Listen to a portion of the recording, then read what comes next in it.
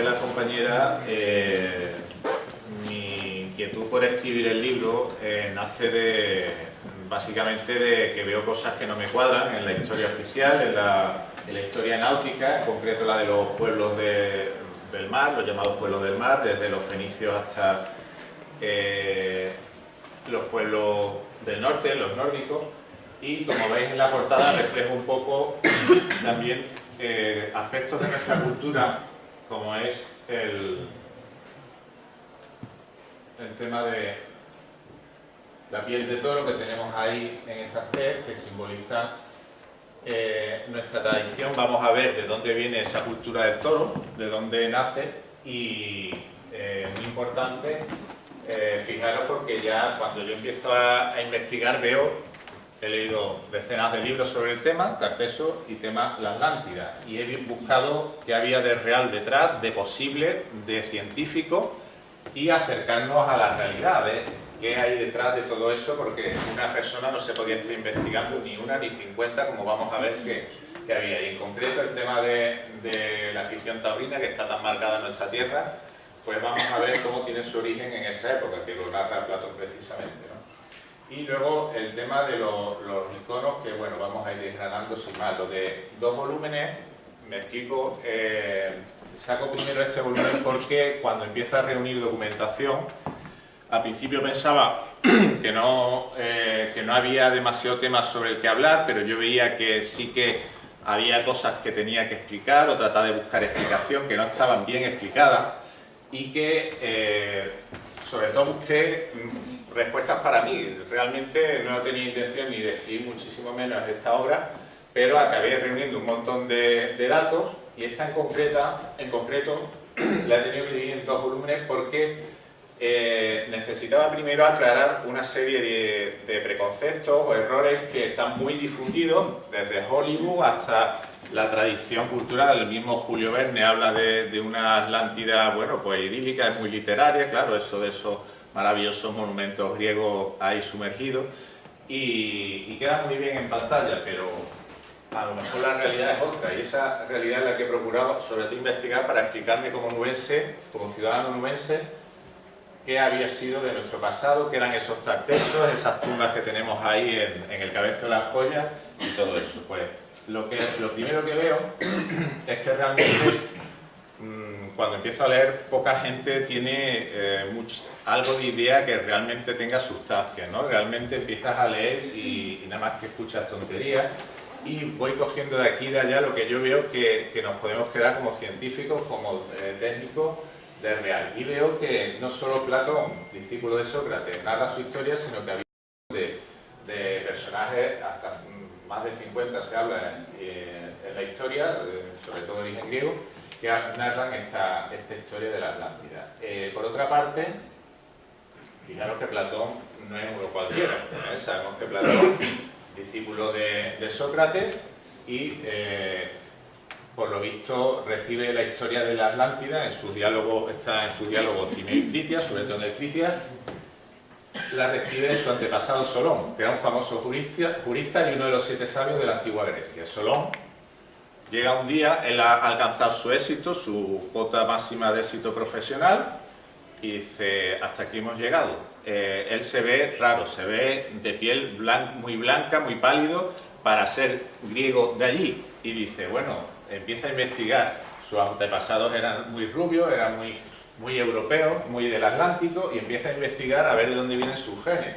Y el tío coge y se decide tomarse unos años sabáticos, que al final fueron 10 años sabáticos, para, fijaros, aprender el egipcio primero, porque él era griego. Se va al puerto egipcio de Sais y averigua, busca a los mejores sabios, que eran en esa época los sacerdotes, y eso está todo cotejado y verificado, como os pongo ahí. Y narra, solo empieza a traducir esos textos directamente del egipcio, y descubre que de ahí venían un poco sus orígenes por esta parte occidental europea. Y ve que, pues lo que hemos conocido todos, pues, hemos oído hablar de su enorme riqueza, su extensión y poder, su curioso diseño, y que desaparece en 24 horas por un fenómeno, por lo visto, que está ya muy documentado, que es un tsunami, un temblor de tierra. ¿vale? O sea que en nuestra tierra, como sabéis por el documental reciente La Gran Ola, pues estamos bastante informados ya de que así ha sido nuestro pasado cada 300 o 400 años. Esto explicaría el rápido despegue de Egipto, Grecia y Cartago, que Cartago al parecer fue la sucesora de la Atlántida cuando desaparece la capital que estaba por esta zona. Y digo que estaba por esta zona porque es que lo dice Platón. Lo dice Platón, y luego vamos a ver que en el Antiguo Testamento encontramos referencias a Tartesos que coinciden, las coges una y coges la otra, y coinciden que si la metalurgia, que si reyes muy longevos, etcétera, etcétera. Bien.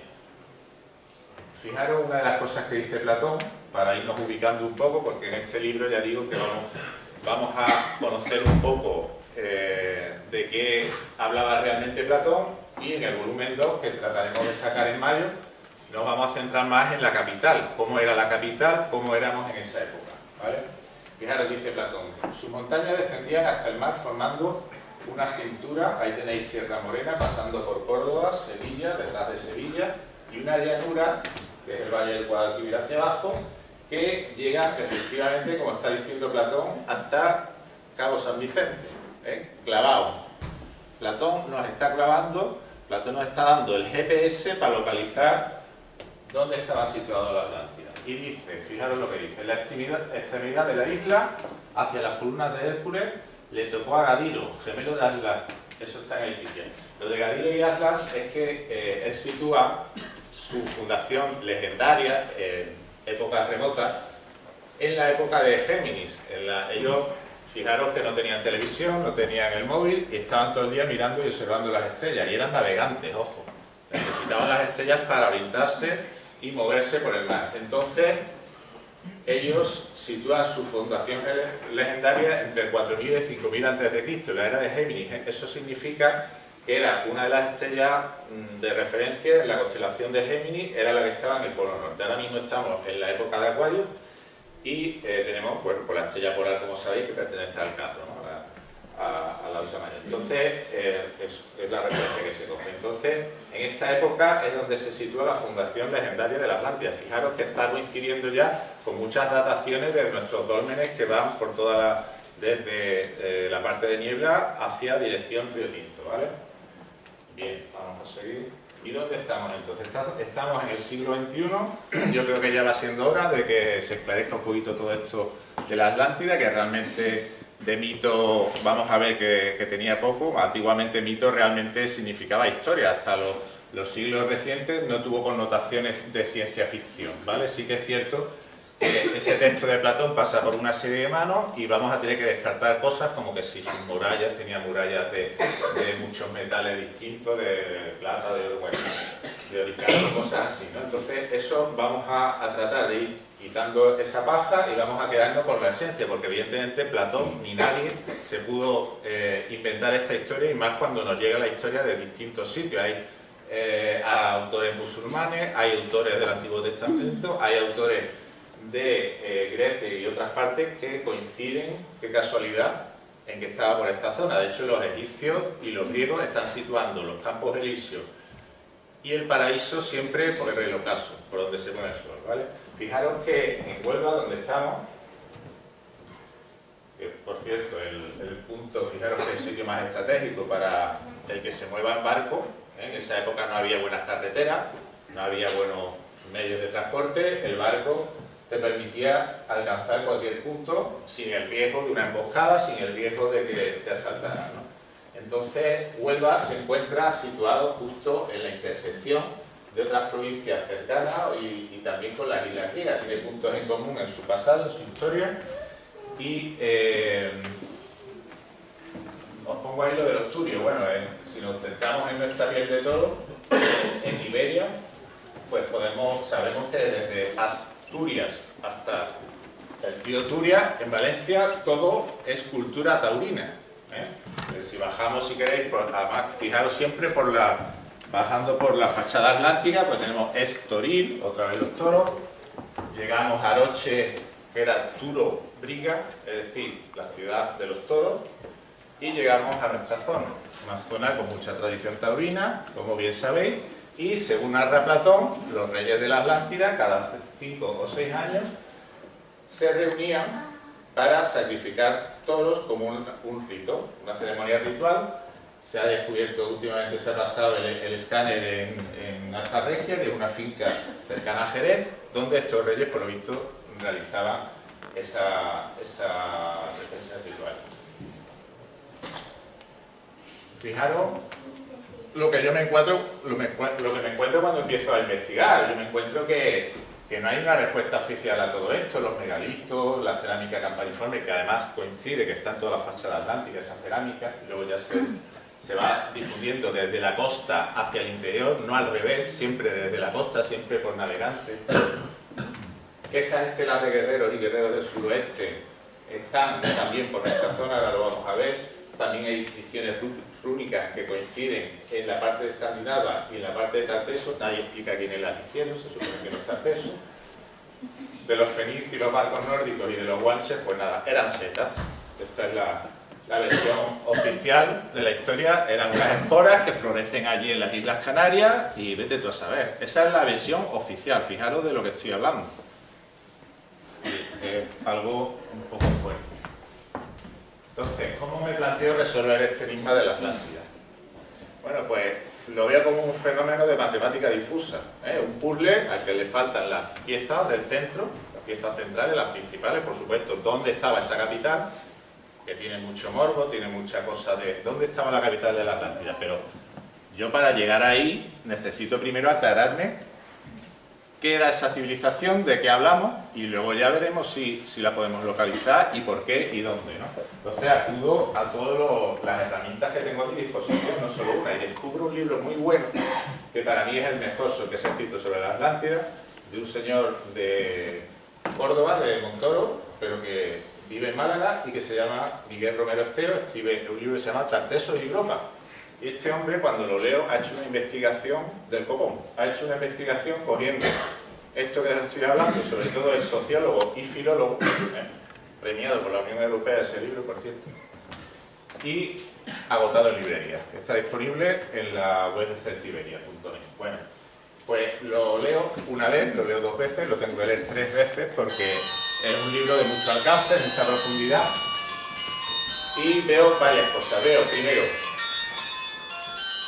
que tenemos que dejar atrás preconceptos erróneos, ahora vamos a ver cuáles son. Segundo, que tenemos una enorme responsabilidad porque esto no es ninguna tontería, señores. Detrás de esto hay una industria de divulgación, de documentales, que gana mucho dinero con esto, pero que en Huelva nos jugamos mucho.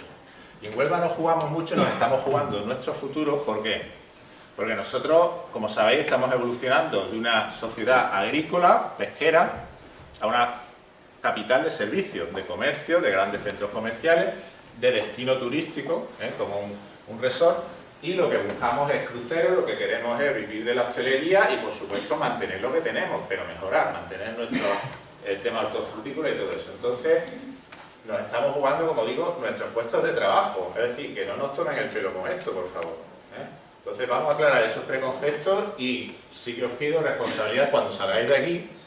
Yo he hecho un esfuerzo, os pido que transmitáis a vuestros queridos, a los que estáis viendo este documento y para ello, ya digo, he buscado un método. Si os parece, os propongo, yo considero que lo bueno es que vayáis descubriendo por ustedes mismos y haciendo vuestras cábalas respecto a este tema, de dónde debería estar la Atlántida. Os voy a ir dando pistas, ¿vale?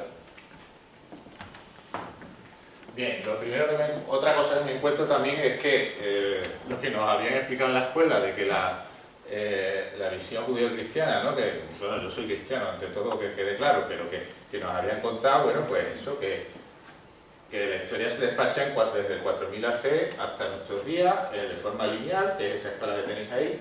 No me voy a detener, lo tenéis todo en el libro.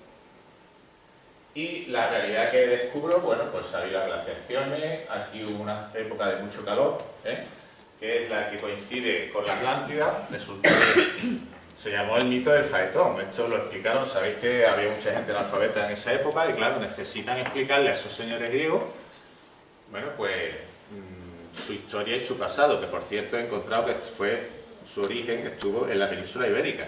Es decir, he podido demostrar en el libro cómo esos mitos griegos, desde el rapto de Europa, el Minotauro, fijaros que siempre era un toro blanco, un caballo blanco, un Pegaso alado muy blanco. Pegaso en vasco significa paloma. Y eran los barcos de Tarteso, señor. Bueno, pues todo eso lo tenéis en el libro. Y resulta que ese rastro de Europa es una chica griega que llega un Thor, los de Tarteso, y ella literalmente lo dice el mito, se monta en el toro y el toro la secuestra. Bueno, pues esa es la historia de Grecia, señores. Y ese mito y los últimos análisis de ADN de viñas hechos de las islas de Creta, de la parte de la capital de Knossos y toda esta cultura minoica, pues señores, eran vino de Jumilla, eran parras de Valencia, eran españoles, señores. Entonces, procedentes de Iberia. Vamos a seguir. Entonces, vamos a ir aclarando conceptos. ¿Qué era la Atlántida? Bueno, un rico reino naval, confederado, esto es importante, confederado, ¿vale? Era un reino que estaba por esta parte, que era el reino occidental, pero estaba unido a otros, lo que es una federación. Había otra corona, que es la parte de Valencia, la parte del Algarve, toda esa zona, y había toda la parte atlántica, parte de reinos en África y parte en el Mediterráneo.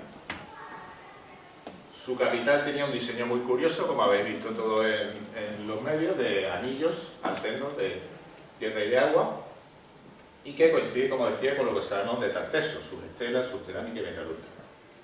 Al parecer, el calor que transformó el Sáhara, que era un paraíso, era un vergel como el Amazonas, el desierto le llevó a migrar hacia Grecia y Egipto. Resulta que aquí empieza a hacer calor y, como decía antes, hay que explicarle eso a los griegos. Y lo que se les ocurre decir se llama el faetón. Era un mito según el cual, bueno, pues el sol, ellos claro, no conocían las leyes de la física, bueno, pues pensaban que un carro transportaba el sol desde que amanece por el cielo y luego unos delfines lo volvían a coger y lo sacaban al otro día, pues, al amanecer. Entonces, eso, por cierto, dentro de 2 días tenemos el solsticio, empiezan a ser los días más largos, una fiesta de esa época. Pues, como digo, lo explican así. Entonces, cuando el sol se acerca, o en la Tierra, eso no está muy claro, ¿quién se acerca aquí? Ambos se acercan, y esta zona empieza a arder, arden los Pirineos, arde la península ibérica, y cuando sucede el fenómeno de la Atlántida, el terremoto aquí y el gran tsunami, ellos aparecen con muy poca ropa, se ve que con tejidos de lino, se ve que hacía muchísimo calor, desde el 1400 a.C. ya venían con estos calores, y se ven obligados a expandirse por todo el Mediterráneo por las dos orillas. Llegan hasta la parte de Grecia, Egipto lo intentan conquistar hasta en 3 ocasiones, la tercera fue la batalla del Nilo, la tercera ya con Ramsés III es cuando lo consiguen. Y los ibéricos ponemos en el trono, señores, a 10 faraones, por lo menos, entre 10 y 11, de Iberia.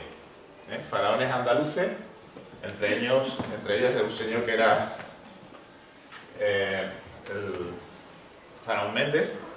Aquí tenemos, os recuerdo, la marisma de Mentaña y Osorcón, ¿vale?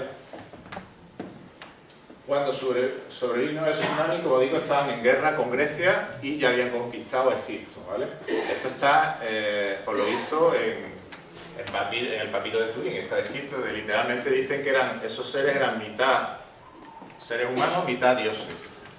La palabra dioses, cuando dice en la Biblia, en el Antiguo Testamento, que veníamos de los dioses, que en esa época había gigantes, eso es literal, señores. Para ellos un dios era un tío muy raro, un tío que era muy grande, que era muy blanco y que tenía ojos claros. Venía de una adaptación a la última glaciación, venían del norte, ¿vale? Nosotros aquí en la península éramos morenos. Recuerdo que vivimos pegando África, señores, aquí éramos todos morenos. Entonces esta gente llega aquí y en esa época es cuando sucede esto. La raza, la ciudad desaparece, pero desaparece la capital, ojo, no la civilización. Tarteso sigue existiendo, incluso ganan batallas en el 200, aunque oficialmente desaparece en el 560, antes de Cristo no es cierto, ¿vale? Ya se está descubriendo que tal vez eso sigue existiendo, por supuesto. La corona oriental empieza a cobrar poder y se declaran guerras civiles, ¿eh? Ahora lo vamos a ir.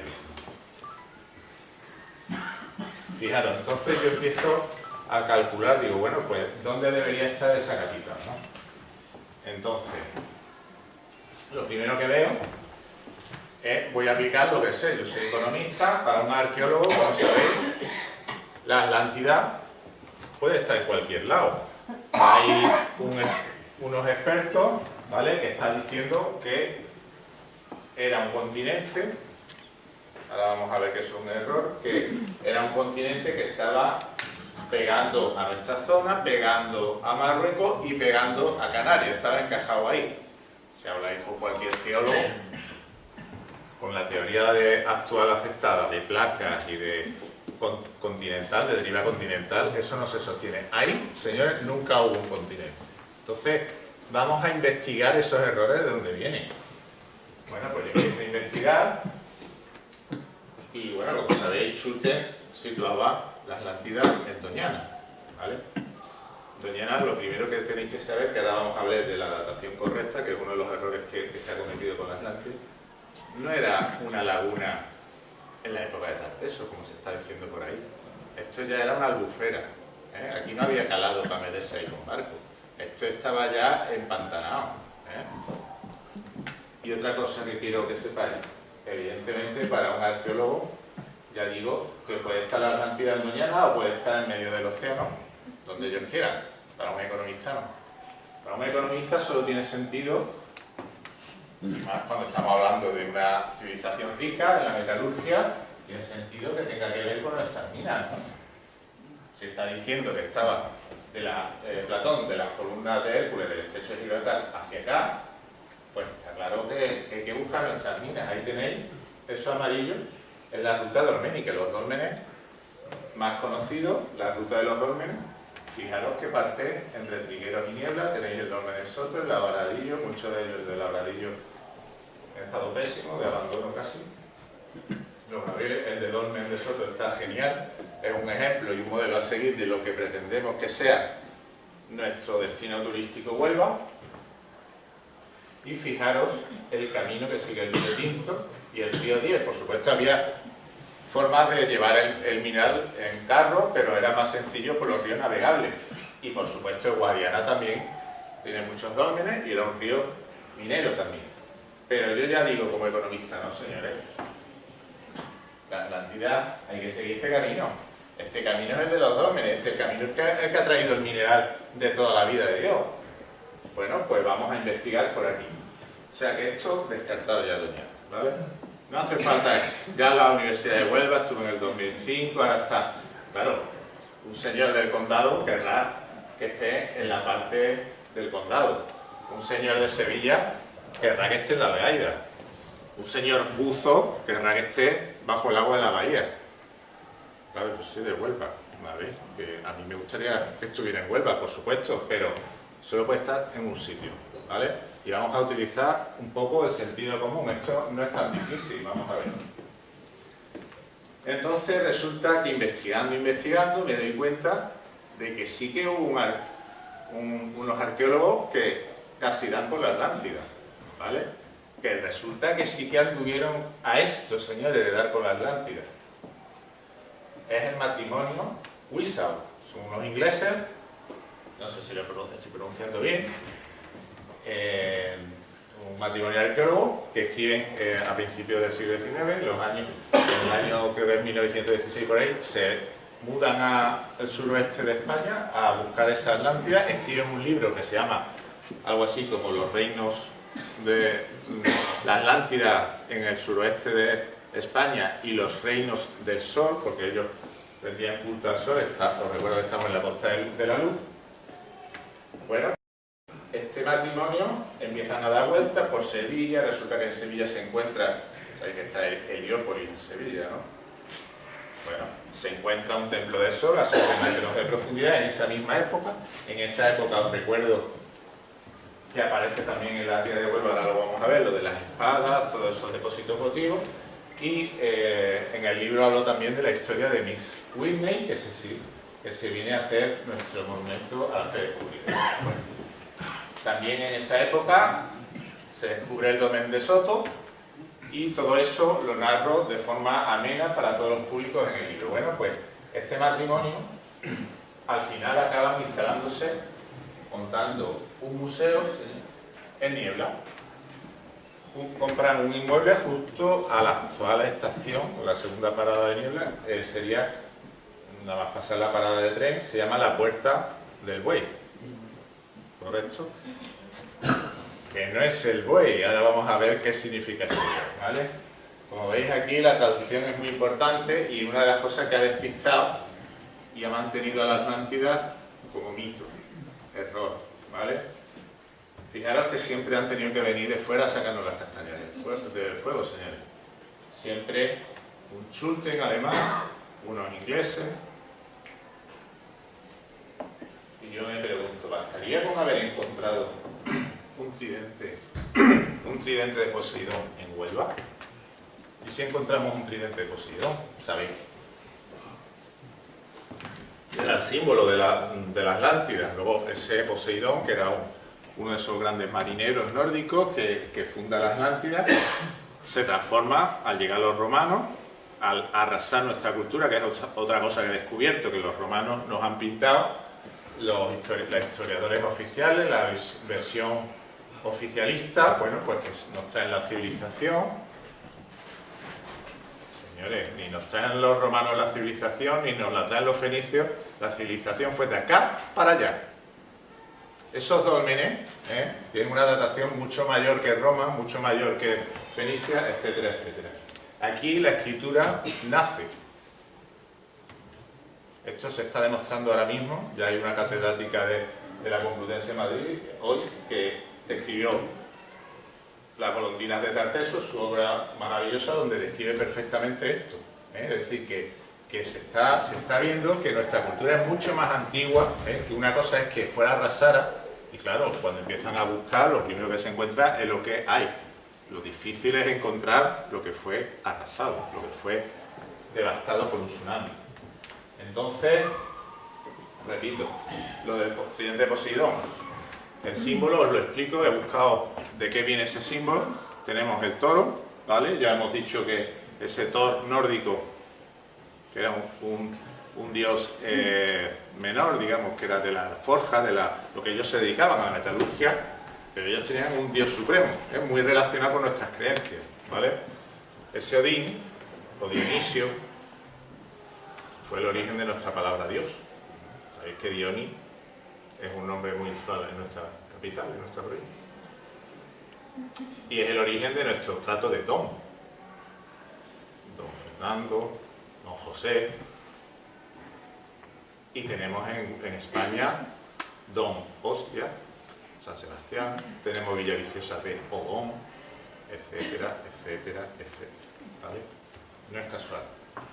¿Y qué nos falta del tridente? Pues nos falta un palito en medio, ¿no? Lo que han hecho en Madrid, teníamos las torres inclinadas, ahí faltaba algo, ya han colocado en medio inmediatamente una columna. Eso lo dijo Carl Jung, un filósofo que dice, austríaco creo recordar, que dice que la cultura es como la marea, que vuelve, que eso está ahí, que tarde o temprano aflora. Y cuando me he movido por Huelva he descubierto edificios con forma de tridente, he descubierto iconos en nuestras iglesias de la época de la Atlántica. He descubierto cosas que vais a descubrir vosotros mismos en el libro, no os voy a contar más. Ya digo, bastaría con haber encontrado un tridente de Poseidón. ¿Y si encontramos 5 tridentes?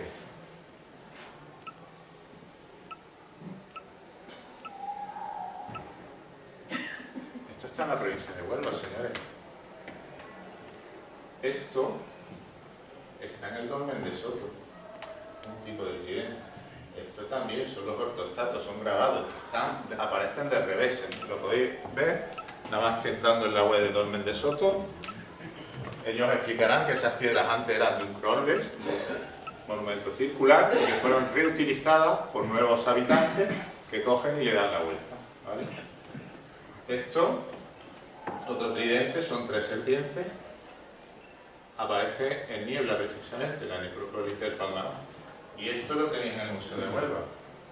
Esto he descubierto para mí que es un sextante de los tartesos, señores. Un instrumento de navegación. Si vais al museo os dirán que es una pieza de carruaje. Una pieza de carruaje, señores, con el tridente de Poseidón. Estas serpientes, señores, son las heces de Tartesos. 2 heces. Fijaros cómo se enroscan los cuernos de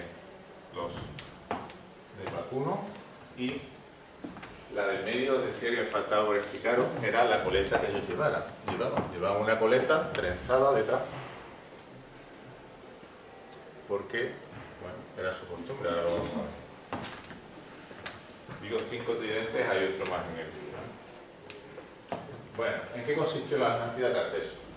Bueno, pues todo lo que dice Solón resulta el supuesto mito, porque está ahí esculpido en piedra. Esto lo han dicho ya mucha gente. Yo si he llegado a estas conclusiones por el enorme trabajo, yo soy el último en llegar. Vamos a ver, lo que he hecho es investigar a partir, gracias al trabajo que han hecho muchas personas.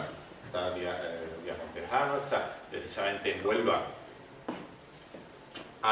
Es curioso porque parece ser que los que estudian historia o arqueología tienen tantos preconceptos que no les cuesta llegar a la verdad, ¿vale?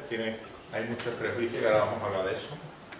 Y resulta que en Huelva, pues los que llegan han dado más, yo creo, en la diana, pues un señor médico, González de Canales, es un señor geólogo, Juan Antonio Morales González, y ahí andamos, ¿no? Entonces, fijaros, esto es una estela, una piedra grabada procedente de Carmona, en Sevilla. Fijaros lo que yo descubro ahí, que las proporciones entre esos anillos que van menguando según te acercas al centro es justo lo que está diciendo Platón, lo clava, ¿vale?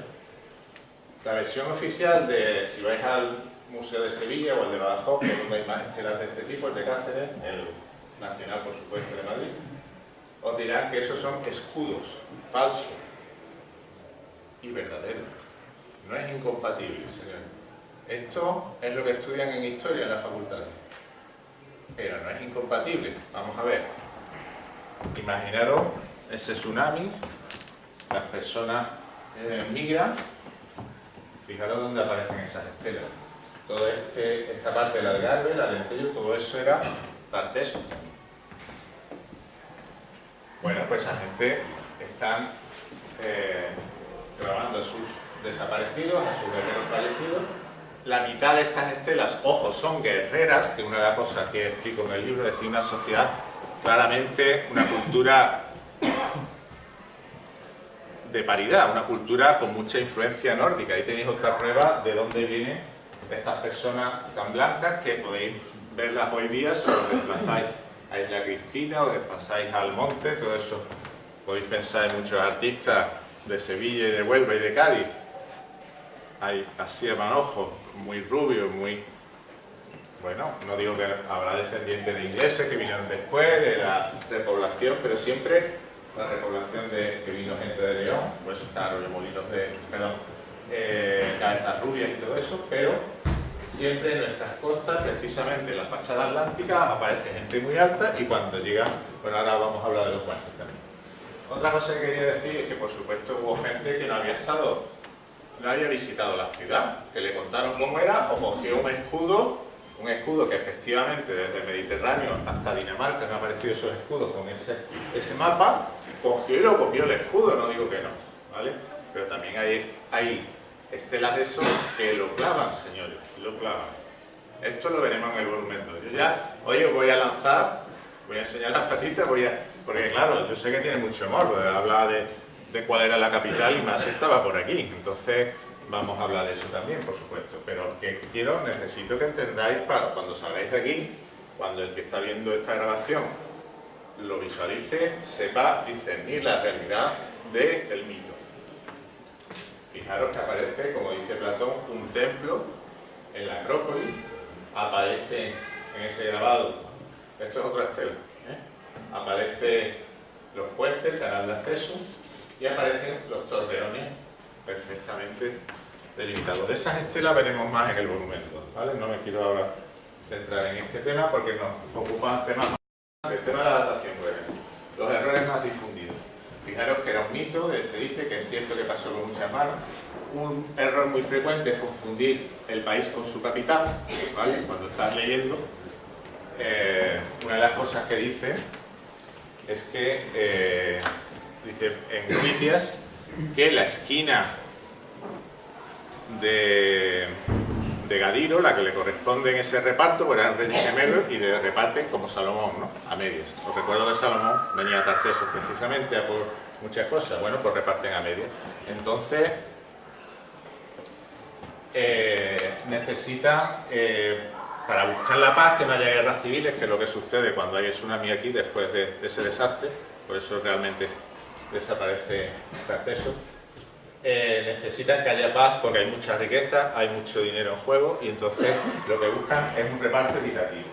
Entonces decía que a Gadiro le corresponde, dice, la zona que los autóctonos denominan Gadir. Por eso se le llama el Gadiro. Entonces, Gadiro era uno de los hermanos gemelos y el, vamos a decir, el gemelo en concreto de que nace a la vez que Atlas, que es el que le corresponde la parte de Huelva y la parte del Algarve. Entonces, Gadiro, como digo, le corresponde esa zona y lo que está diciendo Platón habla de la isla, es decir, la esquina de la isla que está junto al estrecho de Gibraltar, eso está diciendo. ¿Cuál era la isla entonces? Era Iberia.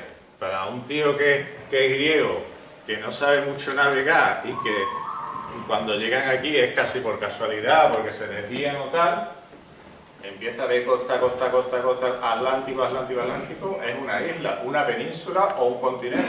Entonces, en un momento tú estás leyendo y te está hablando del país, y en otro momento, por la traducción, han hecho ahí una amalgama, te está hablando de la capital, pero quiero que tengáis cuenta esto y que sepamos discernir, ¿vale? Eso es muy importante. Así que, señores, la Atlántida era España más Portugal más sus islas, muy importante. Era un reino marítimo con muchas islas, muy confederado, desde la parte de Cerdeña hasta partes de Europa, del norte de Europa y de África. Entonces, para situar cuándo ocurrió eso realmente, pues se me ocurren 5 métodos de datación y voy descartando, voy viendo por el punto astronómico, entre qué años se sitúa, por el nacimiento de la escritura, lo que dicen los expertos, el calendario lunar. Eso lo tenéis todo en el libro, ¿vale? No voy a detenerme en esto. Entonces, veo que hay muchos autores, incluido un servidor, que coincidimos que eso ocurrió, el desastre, fijaros, no, esto era una civilización, como digo, que venía de muy antigua, aunque en el 2500 hay un fenómeno, que hay una invasión extranjera, que mueren todos los ibéricos, todo el personal, y ya he encontrado más o menos qué es lo que ocurrió. Una invasión de una tribu muy alta, muy gigante y muy caníbal. Entonces tenían unos genes medio africanos, medio europeos y al parecer arrasaron. Esos Jotun, lo vamos a llamar Jotun porque así lo llaman los nórdicos, y en la parte del País Vasco, aparecen en el Antiguo Testamento y realmente existieron. Hay un autor de la misma Huelva, que es Agustín de Mora, se llama su libro Breve Historia de la honorable ciudad de Huelva y todo eso, y habla de que se encuentran cráneos y se encuentran esqueletos por los expertos, que dice, ojo, que no estamos hablando de los huesos de ballena y todo eso que se encuentra en los cabezos, no, son expertos que están diciendo que aquí se encuentran esos esqueletos. Otro testimonio, los conquistadores españoles, que narran cuando llegan a las Islas Canarias que se han encontrado habitantes muy nobles, una persona de gran belleza, hablan ellos, que eran muy altos, incluso hablan de uno de 3 metros, y les cuesta un horror, porque están muy organizados, muy desarrollados, a pesar de que habían quedado aislados, ya digo que no eran setas, ahora los vamos a ver a los guanches, y bueno, pues esto está documentado, no es nada nuevo. Esa gente son las que utilizan, por lo visto, esa cerámica campaniforme porque necesitan transportar muchos alimentos y todo eso. Bueno, otro error. La capital del Reino de la Atlántida debe haber estado localizada donde había una isla en eso, con una colina, Acrópolis. Esto es un congreso que hubo en la isla de Milo, en Grecia, ¿vale? Se llega a esa conclusión, pero nosotros interpretamos por isla enseguida nos imaginamos el océano, lo que las películas que nos han contado, pero la realidad es que Nesos tiene que ver con next to, y de los ingleses, y con nuestra palabra anexa, es decir, pegada al continente, ojo. Y Platón lo especifica además, dice que había una llanura detrás, montañas al norte. Y como digo, confunde mucha gente porque mezcla ciudad y país. Por eso, lógicamente, gente que sabía de verdad, el señor Schulten, la profesora Elena Wisau y marido, lo buscan en la costa de Huelva, no se van al océano a buscarla.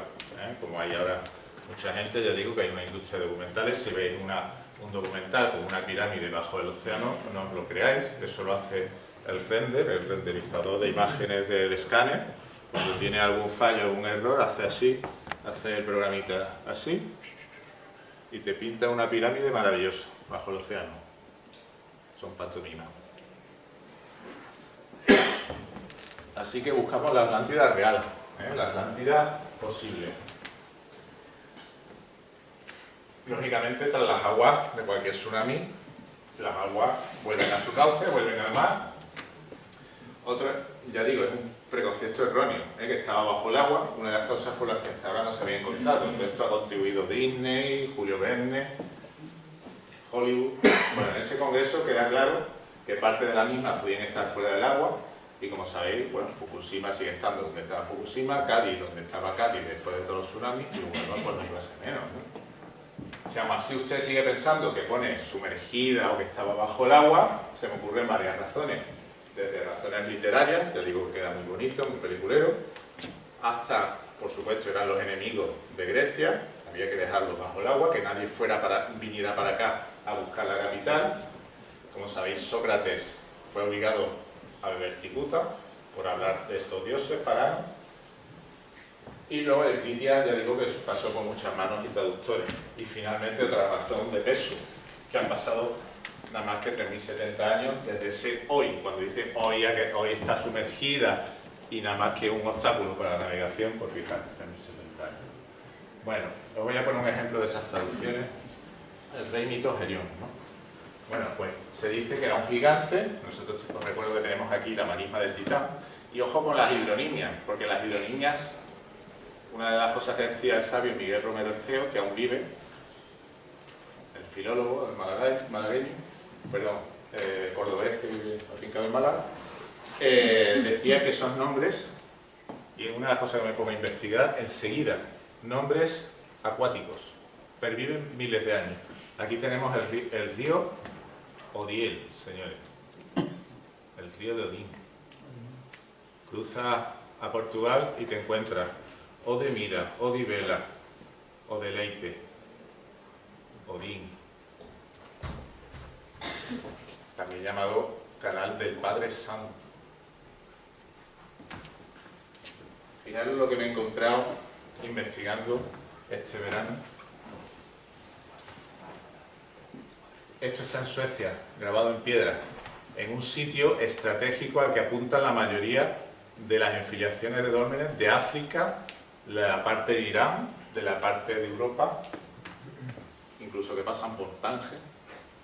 Apuntan a un sitio muy concreto, cerca de nuestro polo norte, la parte que llamamos boreal. Estos señores gigantes que están grabados ahí, fijaros que altos se dibujan, eran la etnia de Gerión.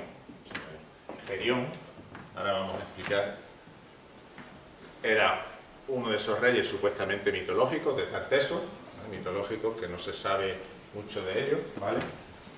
Y según el mito, ya os he hablado de esos gigantes que fueron reales, no estamos hablando de ficción, fue una adaptación al frío en esos países y seguramente con genes de tribus africanas mezclados que eran muy altos también. Y dice con 3 cabezas, dice el mito. Bueno, pues aquí tenéis las 3 cabezas. Ese tridente, lo podéis ver aquí también casualmente, lo tenemos aquí. El tiempo, ya digo, lo dice Carl Jung, no pasa, es muy fuerte. Entonces, como veis, usaban unas dagas de 3 cabezas. Esto es una imagen que me gustó mucho porque es un verso entre atlantes, en los nórdicos, justo antes de ser atacados por esos gigantes, de tribu caníbales. Es una tribu que nos invadieron al parecer en esos años, toda la península, y vamos a llamar Eñeveá, ¿no? Como se suele decir. Entonces, bueno, no sé dónde he puesto el cambiador de diapositiva. Ahí. Vale, gracias. Bueno, pues lo que sí os quería decir es que este es el marido y la mujer, es decir, los hombres iban con su penacho hacia atrás, de ahí el diseño de nuestros martillos, curioso, fijaros, y esta vinculación no solo sexual, sino de sangre y la presencia de esa esfera. Lo interpretan los que saben de estos iconos. Y ese Gerión tenía rebaños de bueyes. ¿Os acordáis que os decía que Elena Wisow abre el museo en niebla la puerta del buey? Me da la puerta del buey, señor. Vamos a ver. Vamos a explicar esto. Cuando me pongo a darle yo vueltas, como que tenía rebaños de bueyes y que Hércules, una de las tareas de Hércules era traerse a esos rebaños, que se iba a traer los rebaños de bueyes. ¿Cuántos rebaños de bueyes? Hay rebaños de toros, ¿no?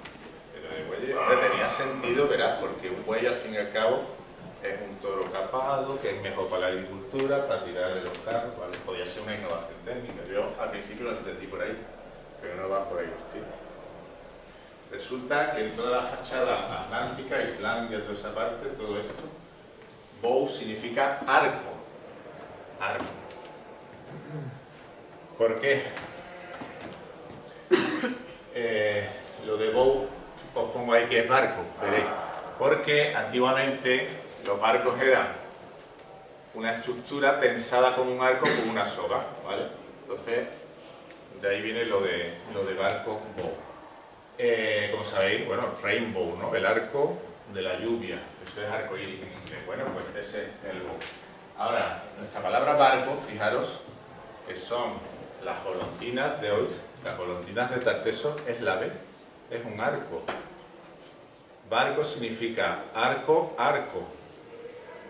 La simetría, la gemelidad, ¿la estáis viendo? Nuestra palabra barco viene de ahí. Ahora, si nos movemos hacia Cataluña y la parte del Mediterráneo, resulta que bow significa toro. Si te vas a Islandia, busca en el diccionario nauta, que nosotros, a un astronauta, pues un navegador de los astros. Un nauta es uno que va al barco, para nosotros. Un nauta en Islandia es un toro. Pero un toro, un nórdico, señores. Así que bow, barco, nórdico, marino, ¿vale? Por bow, no es el puerto de los toros en Cataluña, es el puerto de los marinos, de los marineros. La puerta del buey de niebla es la puerta de los marinos, donde estaba el puerto. Sabéis que había una laguna, la Palus Eritrea, de ahí el nombre de Palus, que llegaba hasta Niebla, que se navegaba perfectamente. Todo eso es de talar árboles, ¿eh? Se ha ido por matando todas las marismas y vuelve, pues era prácticamente una isla. Entonces, esto es muy importante, ¿vale? El tema del barco, porque ya digo que sí, que los rebaños de bueyes era, lo que tenía que hacer Hércules era traerse a los que fabricaban esa flota de naves, de barcos para Grecia, macho, que nos hace falta, que nos están invadiendo. Y tenía un perro guardián llamado Ortro. Un perro guardián llamado Ortro, ese que nombre es. En el libro explico quién era Gerión y también he localizado a Ortro. Ahí tienen, señores, el perro guardián de Gerión. Es un ideograma, ¿eh? En cristología buscamos interpretar esos símbolos. Ro, sabéis que en la antigüedad significaba rueda, de ahí la palabra rota, por ejemplo, rota es rueda. Se me ha olvidado explicar una cosita antes, cuando hablaba de ese bow barco, por eso hablamos los ventanucos esos redondos de los barcos, son ojos de buey. ¿Os dais cuenta cómo ese buey era barco? Si te vas a Extremadura tienes barcarrota, ¿qué hace una barcarrota? ¿O qué hace un barco en Ávila? El barco de Ávila. Malas traducciones. El barco de Ávila es el buey de Ávila. Bancarrota es buey rota, rota, rueda. ¿Qué es un buey con rueda? Un carro de bueyes. Eso es bancarrota. Y Otto, el nombre ese tan nórdico, ahí lo tenéis el origen de Otto. Y de Otto es raro, un carro, como digo, esto es una estela de esa que se han grabado en sus carros, un carro de bueyes o de caballos. Es decir, que el perro de guardián de Gerión, que lo hereda de Atlas, son esos carros que luego ellos comerciaban con ellos y al final la tecnología de doble uso se volvió contra ellos, porque tuvieron que batallar contra los carros de los egipcios, a los que le habían vendido sus carros, etcétera, etcétera. Esos carros se fabricaban en Valencina de la Concepción. Se está encontrado el mayor polígono mundial de la edad del bronce, del cobre final y del bronce, estaba en Valencina. 200 hectáreas de polígono industrial, no lo había en ningún lado, ni en China se ha encontrado algo parecido. Esos carros que había por todo el Mediterráneo se fabricaban aquí y se vendían y distribuían por todo el Mediterráneo y se fabricaban en serie. Ahora lo vamos a ver. Así que Tartessos, vamos a ver esas pinturas. Veo, esto está sacado de un documental de JJ Benítez, ¿vale? Que yo voy mirándome todo lo que veo por ahí en internet y veo que hay unos carros rupestres representados en la parte de Marruecos, de Argelia y en estelas, como hemos visto, de España. Y veo que curioso, oye, que resulta que nuestros ídolos, esto es de un dolmen de Huelva, lo tenéis en el museo. Fijaros los tres triángulos, muy importante. Tres triángulos, los tenéis en la palabra Sáhara, A, y lo tenéis en Egipto, tres pirámides. Qué misterio esas tres pirámides. Solo hay tres pirámides en Egipto, todo lo demás son más tarde. Pirámides. Hechas por gente, a lo mejor venida de fuera, ¿no? Como obreros de allí, pero fijaros estas personas de que hablábamos antes, esos caballos tan blancos de los mitos griegos. ¿Os acordáis cuando os decía que por aquí éramos morenos? Fijaros estas pinturas, muy morenos y muy blancos. Y resulta que nuestros guerreros, esto es una pintura rupestre de Sáhara. Tres triángulos, un guerrero clavadito al de Huelva, señores. ¿Quiénes eran esos del Sáhara? Los Tartessos eran los nuestros, los de la Atlántida.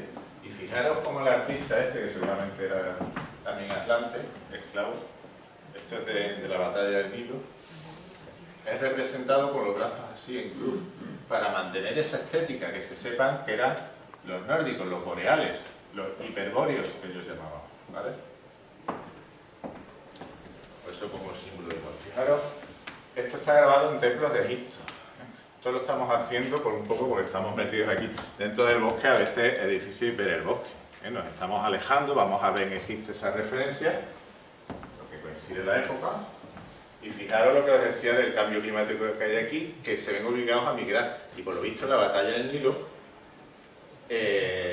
aparecen allí con los churumbeles, con la suegra, todos en el barco y caen como moscas. Fue una aniquilación, fue horrible.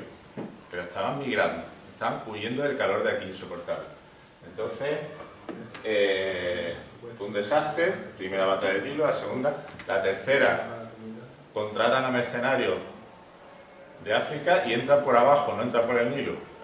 Consiguen, como digo, poner a sus faraones. Fijaros esas naves que están grabadas y esta joya de Tartessos. Pico, pato, pico, pato. ¿Lo veis? Las mismas naves eran, como pongo ahí, nuestros antepasados y eran nuestros barcos. Eran españoles y portugueses. Esto es un pasarriendas de Tartessos, ahora lo vamos a analizar. Fijaros la prueba de que eso eran los atlantes. El símbolo, vamos a demostrarlo que eran atlantes. Todo esto es creación mía, esto no me he basado en nadie. Fijaros que llevan unas cordadas para repeler cualquier agresión con una espada, son cuerdas por una época de muchísimo calor, era lino lo que llevaban. Y llevaban un faldín, fijaros el diseño, aquí lo he reproducido, en bandas, con una especie de canal central. Si cogemos eso, desplegamos ese faldín que veis ahí. Los anillos de la Atlántida. Un canal, otro canal, tierra, agua. ¿Vale? Eran nuestros hombres, era la Atlántida, eran nuestros guerreros.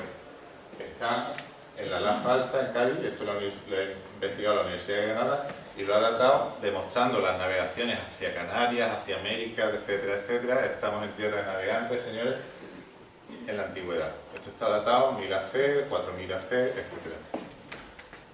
Y llegamos a Canarias, nuestros guanches. Claro. Los guanches, yo opino, y aquí lo estáis viendo, que esos señores eran tartesos que quedaron aislados tras ese episodio, ese tsunami tremendo. Las pintaderas de Canarias, una pintadera es esto, aquí tenéis una reproducción, servía para coger tinta y pintar a los guerreros, que estuvieran claro su identidad. Eran de arcilla, se habían quedado sin metales, no podían navegar, quedaron aislados sin esa tecnología.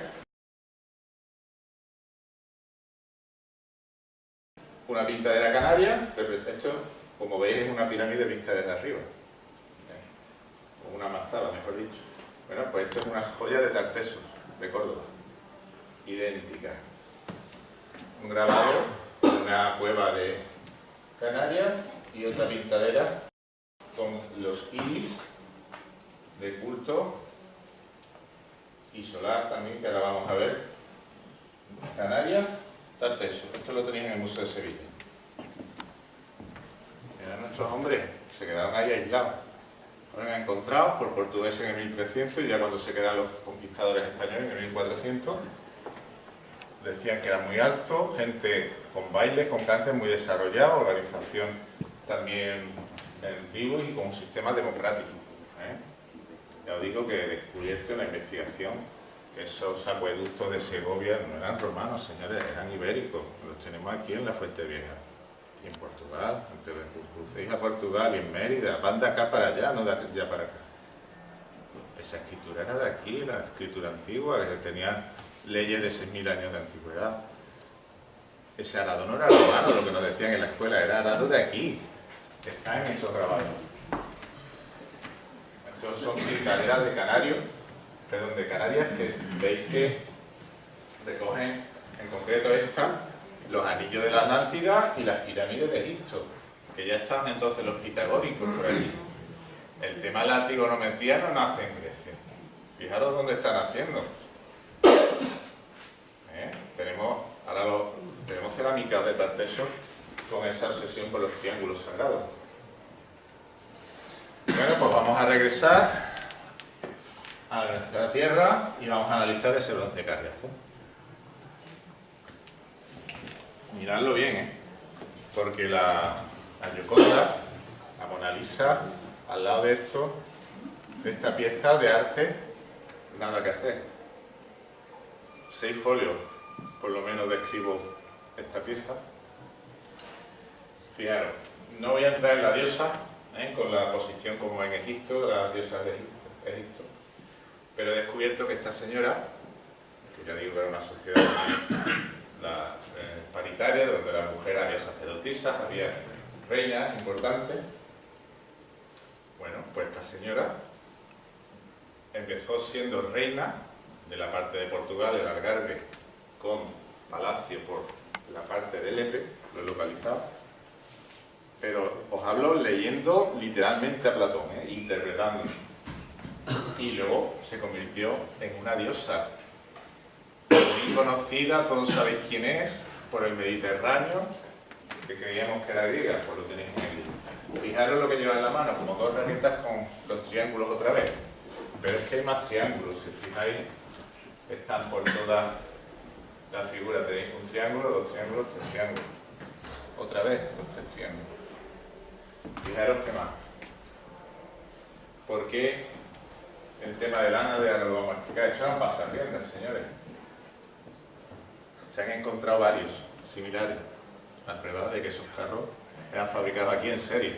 No solo de este tipo, había otros tipos, del tipo Borrueco, también se han encontrado varios. Han pasado 3000 años y se encuentran varios. Conclusión, eran fabricados en serie. ¿Qué pasa? Que fabricaban los pasarriendas y no fabricaban el eje y no fabricaban, por supuesto que lo fabricaban en Valencina. Y llegaron a todo el Mediterráneo, hasta el otro lado, hasta Asia. Bueno, vamos a explicar lo de los ánades entonces. Con esta pieza podría explicar la historia de Europa entera. Fijaros los ánades. La forma de S, en realidad es un cuerno de toro, fijaros, enrocado. Decíamos que fue fundada por dioses reyes gemelos, ¿no? Un pato, otro pato. Bien, pues vamos a ver esa interpretación. Al parecer, la conclusión que he llegado, todo ese rollo del huevo de Odín y los huevos sabéis que está relacionado con los aves, bueno, pues al parecer ellos, por esos cambios climáticos y todo esto, replicaban en sus migraciones, y por eso esa orientación de los dólmenes, porque sabéis que había erupciones que tapaban el cielo, no podían seguir las estrellas, ellos necesitaban colocar infilaciones de dólmenes para quedarse tranquilos y decir, mira qué fuertes somos, qué machotes, pero aparte esos gigantes ponían esas infilaciones para no perder el norte, nunca mejor dicho. Entonces las replicaban en sus migraciones hasta las marismas de Huelva. Ellos seguían esos patos voladores y como es una técnica de navegación, seguir a las aves, como sabéis. Llegaban a Huelva y llegaban a África y decían, pues qué bien se está aquí, ¿no? Nos podemos venir, que ya lo están haciendo en la Costa del Sol desde hace muchos años, como sabéis. Esos nórdicos se vienen para acá en invierno y en verano van para allá. Pues lo mismo que han hecho durante miles de años. Dice, son los 5 pares de gemelos fundadores bueno, cada uno tenía su área de influencia, pero eso es lo de los dos patos. Esa balanza equilibrada. Y lo que decía Salomón, vamos a cortar al niño por la mitad para que no haya problema. El niño, eso es sabiduría de los reyes Tartesos. Esa mina de plata viene repartida a medio. Fijaros que van en pareja los ánades. De hecho, nuestro 2, el número 2 es un patito, ¿no? Bueno, 1, pero son 2. ¿Lo veis? Porque 2 doses es el 22. Usamos un solo 2 para reflejar el número 2. Pues en Huelvo, como decía Comodín, y en el norte ánade se decía ana, bueno, esto se fue simplificando con el latín y todo eso, ana. En el norte se dice anda, en Alemania se dice ente, los ingleses dicen duck. Bueno, de ahí viene ducado, viene duque. Guadiana, ¿qué significaría? No es el río de los patos. Eso es muy pobre y muy simple. Guadiana significa el río de los reyes gemelos, de los reyes nórdicos. Alentejo, el ente, ya dije que eran los gigantes, los Jotun. Por eso Gerión, Gerjón, significa rey, hay que leer al revés. Rey alto, rey Jotun. Cabo San Vicente es una cristianización. Ente significa pato del norte. Andévalo, por las mismas reglas ya os podéis imaginar, el Valle de los Reyes, como en Egipto, qué casualidad. Fandango, ahí tenéis el anda otra vez. Andalucía, anda. Resulta que Andalucía significa los reyes de la luz, del culto solar, del culto de los nórdicos, que se venían para acá. Ducado, Dux, lo tenéis en Venecia, otra ciudad de los marinos. Si queréis conocer cómo sería Huelva si no hubiera habido ese tsunami, os vais a Venecia, con una diferencia. Huelva tenía el cambio de marea, Venecia una cloaca.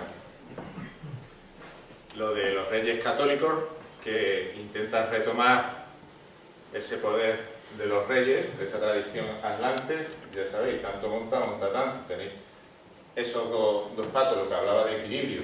La palabra nuestra, entente, sabéis que un entente es un acuerdo entre dos países, pues eso, un equilibrio de poderes. De ahí viene, ¿vale? Así que era un mandato de fundar en ambas direcciones, cada uno se repartía en el territorio. Fijaros, la redondela, ubrique, si vais hacia Portugal, si vais hacia la parte de España, sobre todo la parte de Valencia, todo coincide, está duplicado. Tengo 2 folios de poblaciones duplicadas, ¿vale?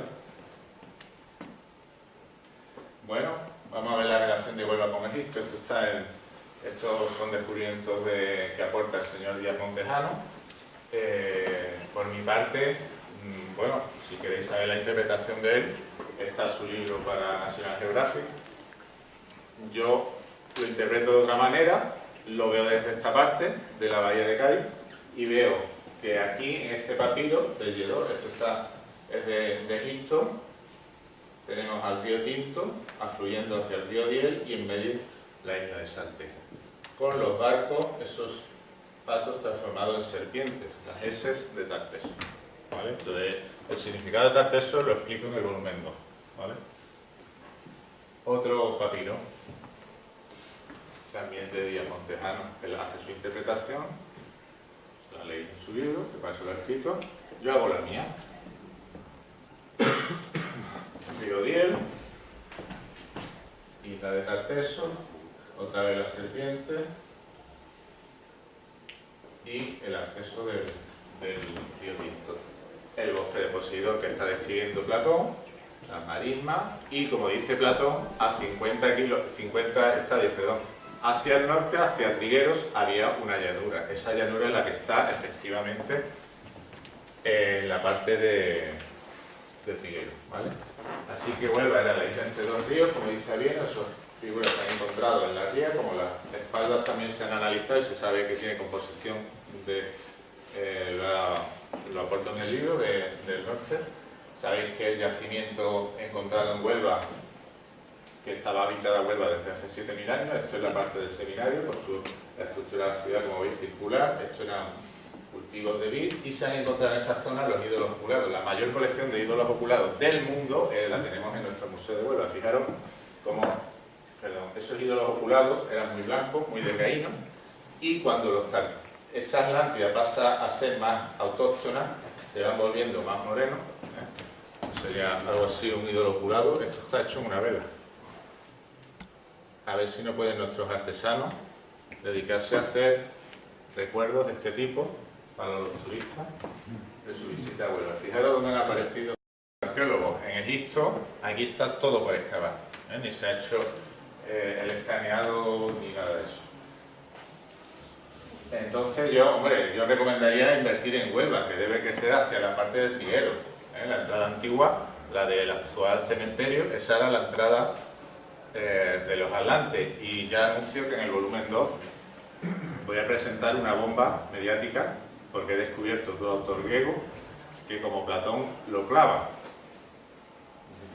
perfectamente esa descripción de nuestra ciudad.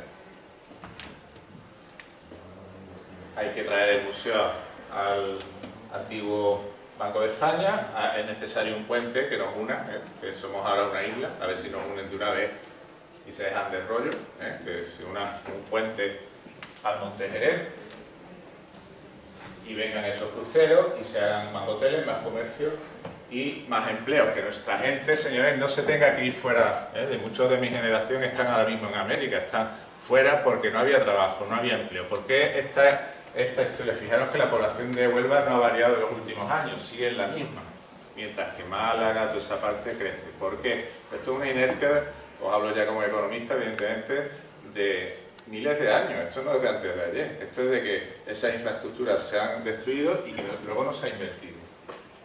Y hay que estar preparando a estos chavales contra los tsunamis, cómo actuar, como sabéis, contra estos sucesos.